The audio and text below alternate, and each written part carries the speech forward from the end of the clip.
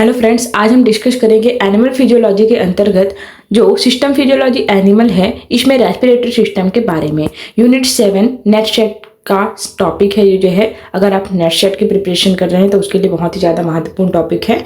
Animal physiology unit 7 में है, life science के अंतर्गत। और लाइफ साइंस का जो एनिमल फिजियोलॉजी का तीसरा जो पोर्शन है, सी पोर्शन पे जो लिखा हुआ है, आपने टॉपिक देखा होगा सिलेबस में, respiratory system, comparison of respiration in different species, anatomical consideration, transport of gases, waste elimination, neural and chemical regulation of respiration. ये जो है हमारा टॉपिक है, जो कि सी फॉर्म में लिखा हुआ है सिस्टम फिजियोलॉजी एनिमल में। रेस्पिरेटरी सिस्टम, श्वसन तंत्र के बारे में हमें जानना है। Comparison of respiration in different species, अलग अलग जो स्पीसीज हैं उनमें रेस्पिरेशन किस तरीके से होती है, रेस्पिरेटरी ऑर्गन क्या है, species, anatomical consideration, transport of gases, गैसों का एक्सचेंज, विनिमय कैसे देखने को मिलता है, और वेस्ट जो CO2 का एलिमिनेशन वो कैसे करती हैं, neural and chemical regulation of respiration, neural and chemical regulation of respiration के बारे में हम बात करेंगे। तो ये हमारा क्या है, रेस्पिरेटरी सिस्टम का टॉपिक है, ये हम डिस्कस करते हैं। चलिए रेस्पिरेटरी सिस्टम के बारे में जानते हैं कि श्वसन तंत्र होता क्या है। ह्यूमन रेस्पिरेटरी सिस्टम हम मोस्टली यहाँ पे डिस्कस करेंगे, क्योंकि फिजियोलॉजी का पोर्शन है, फिजियोलॉजी में कार्यकी का अध्ययन किया जाता है, तो रेस्पिरेटरी सिस्टम की फिजियोलॉजी के बारे में हम जो है इनमें जानेंगे। The process of exchange of oxygen from the atmosphere with CO2 produced by the cell in the cold breathing commonly known as respiration। इसे हम किस नाम से जानते हैं, रेस्पिरेशन के नाम से जानते हैं। The process of exchange of oxygen, oxygen का लेना और एटमॉस्फेयर से, और CO2 प्रोड्यूस करना by the cell in the called breathing, और उस सेल ब्रीदिंग सेल के द्वारा जो है किया जाता है, इसे हम क्या कहते हैं, रेस्पिरेशन के नाम से जानते हैं। इन्हें श्वसन की क्रिया के नाम से जानते हैं। आप सभी को पता है, ऑक्सीजन लेना, CO2 को छोड़ना, ये श्वसन की क्रिया कहलाती है। पौधों में तथा जंतुओं में यह पाई जाती है श्वसन की प्रक्रिया जो है, लेकिन पौधे जो है ऑक्सीजन की जगह CO2 को वो रेस्पिरेशन के लिए इस्तेमाल करती हैं। ये सभी जो है सभी जानते हैं। चलिए अगला देखते हैं, एटमॉस्फेरिक रेस्पिरेशन हम कंसिडर करते हैं। एटमॉस्फेरिक देखिए CO2 एटमॉस्फेयर में चला गया है, ये ऑक्सीजन जो है रेस्पिरेटरी सिस्टम में जाती हैं। रेस्पिरेटरी सिस्टम से ये कहाँ जाएंगी, ब्लड में जाती हैं, और ब्लड से होते हुए टिश्यू में जाती हैं, और टिश्यू के बाद ये जो है ग्लूकोज प्लस ऑक्सीजन हमें दिखाई देता है। अगला जो फेज है, glucose plus oxygen CO2 plus energy का फॉर्मेशन करती हैं, और CO2 प्लस एनर्जी वापस से ब्लड में जाती हैं, और ब्लड से जो है ये वापस से रेस्पिरेटरी सिस्टम में जाती है। कहाँ पे जाएंगी, रेस्पिरेटरी सिस्टम में जाती हैं। तो एक कंडीशन हमें देखने को मिलता है कि ये किस तरीके से अपना work function.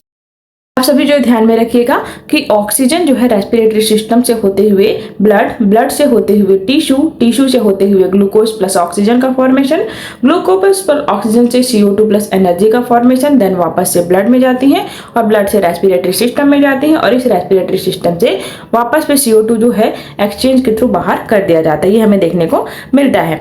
Skin surface, skin के सरफेस से जो रेस्पिरेशन करती हैं उन एनिमल्स के अगर कैटेगराइजेशन देखें तो पोरीफेरा, आप जानते हैं स्पंज पोर लाइक स्ट्रक्चर इनकी बॉडी होती है, तो पोरीफेरा जो है स्किन के सरफेस की सहायता से क्या करती हैं, अपनी रेस्पिरेशन को करती हैं। सेम यही सिलेंट्रेटा, ओबेलिया वगैरह के बारे में आप सभी जानते हैं। तो सिलेंट्रेटा वर्ग के जो भी जीव हैं वो भी स्किन के सहारे रेस्पिरेशन करते हैं। और प्लैटीहेल्मिन्थी चपटे कृमि वर्ग है, चपटे कृमि जो है वो भी स्किन के सहारे जो है रेस्पिरेशन करती हैं। तो पोरीफेरा, सिलेंट्रेटा, प्लैटीहेल्मिन्थी, ये सभी जो है, जैसे टेप फॉर्म ऑफ फीता कृमि हो गया, ये सभी जो है स्किन के सहारे जो है रेस्पिरेशन अपना प्रदर्शित करती हैं। रेस्पिरेटरी ट्यूब्यूल्स के माध्यम से आर्थ्रोपोड, आर्थ्रोपोड्स के बारे में जानते हैं। इसमें जो है टोटल 9 लाख स्पीसीज पाई जाती है, सबसे बड़ा वर्ग है। तो 9 लाख जो स्पीसीज पाई जाती है इसमें आर्थ्रोपोडा में, वो सभी में कीट वर्ग आते हैं, और कीट वर्गों में रेस्पिरेशन जो है रेस्पिरेटरी ट्यूब्यूल्स के माध्यम से देखने को मिलता है। तीसरा पोर्शन है रेस्पिरेटरी क्यूटिकल, एनालिडा, केचुआ वर्ग आप सभी जानते हैं। केचुए में जो रेस्पिरेशन हमें देखने को मिलता है वो एनालिडा वर्ग से देखने को मिलता है। और गिल्स तो आप सभी जानते हैं, गलफड़े के माध्यम से जो एक्वेटिक आर्थ्रोपोड्स हैं वो भी गिल्स के माध्यम से करते हैं। मोलस्का, पाइला, यूनियो आपने देखा है, सीपिया, फिशेस, मछलियां, और एम्फीबिया, मेढक वर्ग, ये सभी जो है गिल्स के सहारे रेस्पिरेशन जो है करती हैं। लंग्स की बात करें तो एम्फीबिया जो मेढक वर्ग है उनमें लंग्स विकसित होता है।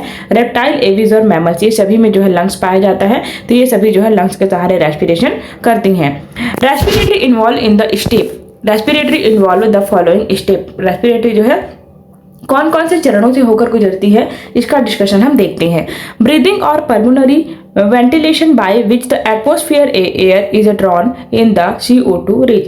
पल्मोनरी जो वेंटिलेशन है बाय विच एटमॉस्फेरिक वायु, वातावरण में उपस्थित वायु को क्या करती हैं, जो CO2 रिच प्रोटीन है इससे जो है कन्वर्ट करती है, CO2 रिच में कन्वर्ट। तो ऑक्सीजन और CO2 का जो पाथवे है वो रेस्पिरेशन कहलाता है। डिफ्यूजन ऑफ गैसेस CO2 और O2 और CO2, ऑक्सीजन और CO2 का डिफ्यूजन होता है। Transport to gases by blood, अभी हमने सीक्वेंस में देखा भी था कि जो बनने वाले ऑक्सीजन CO2 का विनिमय फिर ट्रांसपोर्ट होगा गैसेस टू ब्लड, ब्लड में जो है सभी गैसेस का विनिमय हमें देखने को मिलेगा। Diffusion of oxygen and CO2 between blood and tissue, फिर उसका विस्तृत समझ लीजिए। डिफ्यूजन जो देखने को मिलेगा ऑक्सीजन तथा CO2 के बीच में जो है बिटवीन ब्लड एंड टिश्यू, किन दोनों के मध्य, ब्लड तथा टिश्यू में। Utilization of oxygen by the cells for the catabolic reaction and resultant release of the CO2, oxygen को लेंगे सेल से जो है और क्या रिलीज करेंगे, ध्यान में रखिएगा CO2 रिलीज करेंगे, ये इसका सीक्वेंस होता है। ह्यूमन रेस्पिरेटरी सिस्टम का डिस्कशन देखते हैं। ह्यूमन रेस्पिरेटरी सिस्टम दो पोर्शन से मिलकर बनता है, एक है हमारा रेस्पिरेटरी ट्रैक और दूसरा है हमारा lungs. Human respiratory system respiratory tract और लंग्स से मिलकर बनता है, तो दो पोर्शन इनमें देखने को मिलती हैं। रेस्पिरेटरी ट्रैक डिस्कस करते हैं, तो देखिए रेस्पिरेटरी ट्रैक जो है इस तरीके से दिखाई देगा। सबसे पहले उनमें प्रेजेंट होती है एक्सटर्नल नॉस्ट्रिल, क्या प्रेजेंट होंगी, बाहरी जो नासा छिद्र के नाम से आप जिसे जानते हैं एक्सटर्नल नॉस्ट्रिल। ये कहाँ पे जाती हैं, नाजल चैम्बर, नाजल चैम्बर से होते हुए फेरिंक्स सेक्शन में जाती हैं और फेरिंक्स सेक्शन से नाजोफेरिंक्स सेक्शन में जाती हैं। नाजोफेरिंक्स फेरिंक्स से होते हुए ये कहाँ पे जाएंगी, ये जाती हैं ग्लॉटिस सेक्शन पे। ग्लॉटिस सेक्शन से होते हुए आगे ये लिरिंग्स में जाती हैं जो साउंड प्रोड्यूस कराता है, और लिरिंग्स से होते हुए ये ट्रैकिया में जाती हैं और ट्रैकिया से होते हुए ब्रैंकियल ट्री का फॉर्मेशन हमने अभी डिस्कस देखेंगे आगे जो है इस तरीके से ये ब्रैंकियल ट्री का फॉर्मेशन करती हैं। इन ब्रैंकियल ट्रीज में जाती हैं और इस ब्रैंकियल ट्री से रेस्पिरेटरी ट्रीज में जाती हैं जहाँ पे एल्वेओलाई गुपिकाएं सेल्स प्रेजेंट होती हैं। ये जो है रेस्पिरेटरी ट्रैक्ट का फ्लो हमें देखने को मिलता है। External nostril, nasal chamber, nasal pharynx, pharynx से ग्लॉटिस, ग्लॉटिस से लिरिंग्स, लिरिंग्स से ट्रैकिया, ट्रैकिया से ब्रैंकियल ट्री और ब्रैंकियल ट्री से रेस्पिरेटरी ट्री में हमें जो है इनका अभिगमन देखने को मिलता है। इस बात को ध्यान में रखिएगा। चलिए आगे बढ़ते हैं। ब्रैंकियल ट्री, देखिए ब्रैंकियल ट्री जो है ध्यान से इस सीक्वेंस को याद रखिएगा, यहाँ से क्वेश्चन जो है मैक्सिमम टाइम पूछे गए हैं। एक्सटर्नल नॉस्ट्रिल, एक्सटर्नल नॉस्ट्रिल से वेस्टिब्यूल्स में, वेस्टिब्यूल से कहाँ पे जाएंगी, नाजल चैम्बर में।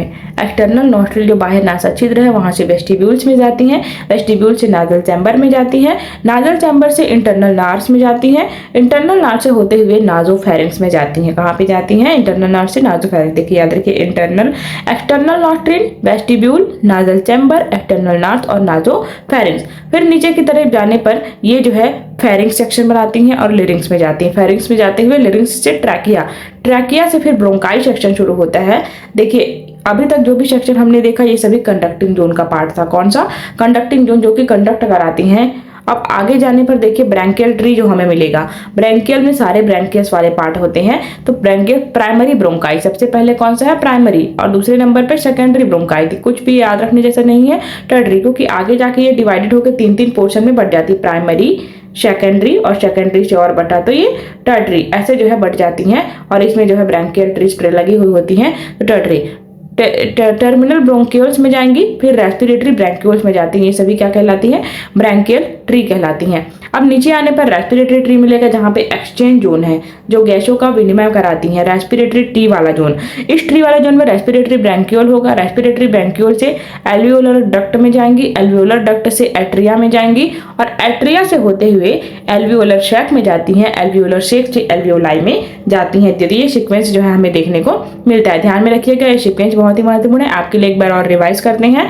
देखिए एक्सटर्नल नॉस्ट्रिल से होते हुए वेस्टिब्यूल, वेस्टिब्यूल से होते हुए नाजल चैम्बर, नाजल चैम्बर से इंटरनल नार्स, इंटरनल नार्स से नाजोफेरिंक्स और नाजोफेरिंक्स से होते हुए ये जाती हैं फेरिंक्स सेक्शन में, फेरिंक्स से होते हुए लिरिंग्स में जाएंगी और लिरिंग्स से होते हुए ट्रैकिया में जाएंगी और ट्रैकिया के बाद प्राइमरी ब्रोंकाई में जाएंगी, जो कि ऊपर वाला जो रीजन था अभी तक कंडक्टिंग जोन था। फिर नीचे आने पर ब्रैंकियल जोन, ब्रोंकस जोन जो मिलता है ये ब्रैंकियल ट्री वाला सेक्शन कहलाता है। कौन सा सेक्शन, ध्यान में रखिएगा, ब्रैंकियल ट्री कहलाता है।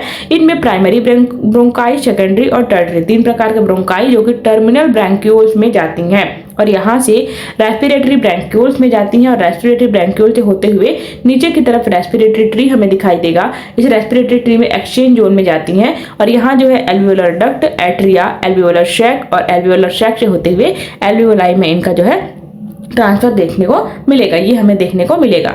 अगला है लंग्स के बारे में डिस्कस करते हैं। लंग्स जो है एक प्रकार का human right lungs made up of 3 lobe and left lung made up 2 lobe. Human right जो है, राइट लंग जो है ये 3 लोब से बना हुआ होता है, इस बात को ध्यान में रखिएगा। और लेफ्ट जो है, लेफ्ट लंग 2 लोब से, 3 लोब और 4 लोब। देखिए डायग्रामेटिक स्ट्रक्चर बताते हैं हम आपको। यहाँ पे देखिए ये जो है राइट लंग है और दूसरा जो सेक्शन दिखाई दे रहा है ये लेफ्ट लंग है। क्लियर है, ये 2 चीजें क्लियर है। अब यहाँ से यहाँ तक देखिए 3 lobe, first second third, first second और थर्ड 3 लोब है, जबकि यहाँ पे आपको फर्स्ट और सेकंड 2 लोब दिखाई देगा, ये हमें देखने को मिलता है। ऊपर वाला जो लोब होता है ये अपर लोब कहलाता है, अपर लोब कहलाएगा। बीच वाला जो लोब है मिडिल लोब कहलाता है और नीचे वाला जो लोब है लोअर लोब कहलाता है। और इसमें केवल अपर लोब और लोअर लोब 2 प्रकार के होते हैं। ये राइट लंग है, ये लेफ्ट लंग है। क्लियर रखिएगा कि लोब की जो संख्या है वो जो है राइट लंग में 3 होती है और लेफ्ट लंग में 2 होती है, ये जो है आपको ध्यान में रखना है। चलिए अगला देखते हैं। अगला देखिए ये जो है ब्रैंकियल सेक्शन है, टर्मिनल सेक्शन, ब्रैंक्यूल्स का सेक्शन दिखाई दे रहा है, टर्मिनल सेक्शन है। रेस्पिरेटरी ब्रैंक्यूल सेक्शन ये जो है दिखाई दे रही है, यहाँ वाला जो रीजन है ये एट्रिया सेक्शन है, आर्टरीज का। और आर्टरी से नीचे जाने पर ये जो शैक नुमा संरचना बनाती है इस तरीके से, ये एल्वियोलाई कहलाती हैं। तो ये जो स्ट्रक्चर दिखाई दे रही हैं ये स्ट्रक्चर क्या कहलाती हैं? एल्वियोलाई शेल्स कहलाती हैं, इस बात को ध्यान में रखिएगा। तो ये हमें देखने को मिलती हैं। चलिए डायफ्राम के स्ट्रक्चर के आधार पर अगर हम देखें तो लंग्स को देखिए ट्रैकियल सेक्शन दिखाई दे रहा है ना, यहाँ पे सिग्मॉइड बोन्स होता है एक जो है, ये आगे जाके ट्रैकियल सेक्शन में 2 भाग में बढ़ जाती है। रिब एंड जो लास्ट में दिखाई दे रहा है सीक्वेंस के फॉर्म में, ये रिब एंड कहलाता है, ये रिब एंड वाला पोर्शन है। यहाँ पे अभी हमने देखा एल्वियोलाई है, ब्रोंकस सेक्शन है ना, और ये जो है प्लेटो मेम्ब्रेन जो है यहाँ पे मेम्ब्रेन प्रेजेंट होती है, लंग्स का स्ट्रक्चर है। और प्लूरल फ्लूइड जो है, प्लूरल मेम्ब्रेन और प्लूरल फ्लूइड जो है इनमें पाया जाता है। प्लूरल मेम्ब्रेन और प्लूरल फ्लूइड जो है इनमें प्रेजेंट होता है। और नीचे की तरफ जो सेक्शन दिखाई दे रहा है ये सेक्शन कहलाता है डायफ्राम का, तो ये हमें देखने को मिलेगा। अब ह्यूमन की बात करें तो ह्यूमन में जो है लंग्स 2 प्रकार से डिवाइडेड रहता है, 2 प्रकार से बटा हुआ होता है, राइट लंग और लेफ्ट लंग, 2 प्रकार से जो है ये बटा हुआ होता है, राइट और लेफ्ट लंग में, ये जो है हमें देखने को मिलता है। अब राइट लंग में हमने डिस्कस किया कि 625 ग्राम होता है और लेफ्ट लंग जो है 575 ग्राम होता है। Right lung 3 lobe, anterior, middle और पोस्टीरियर लोब में बटा होता है और लेफ्ट लंग जो है 2 लोब में, लेफ्ट एंटीरियर और पोस्ट एंटीरियर में बटा हुआ होता है, ये हमें देखने को मिलेगा। तो ये एक महत्वपूर्ण स्ट्रक्चर था ह्यूमन लंग्स के बारे में, ये जो है हमने डिस्कस किया। आगे हम इसका फिजियोलॉजी डिस्कस करेंगे कि गैसियस का एक्सचेंज किस तरीके से होता है, वो हम नेक्स्ट वीडियो लेक्चर में जानेंगे। तो आज तक के लिए इतना ही, आज का सेशन यहीं समाप्त करते हैं। मिलते हैं अगले वीडियो लेक्चर में। और आपको नोट्स पसंद आ रहा हो तो चैनल को लाइक और सब्सक्राइब जरूर करिएगा, क्योंकि सारे नोट्स बनाने में बहुत ज़्यादा मेहनत लगती है। सभी बुक को कंटेन करो, इकट्ठा करो, क्योंकि लाइफ साइंस से मोस्टली जो है मिलता नहीं है। तो ये जो है आपके लिए बहुत ज़्यादा बेनिफिशियल होने वाला है। चलिए ठीक है, मिलते हैं अगले वीडियो लेक्चर में। Thank you so much.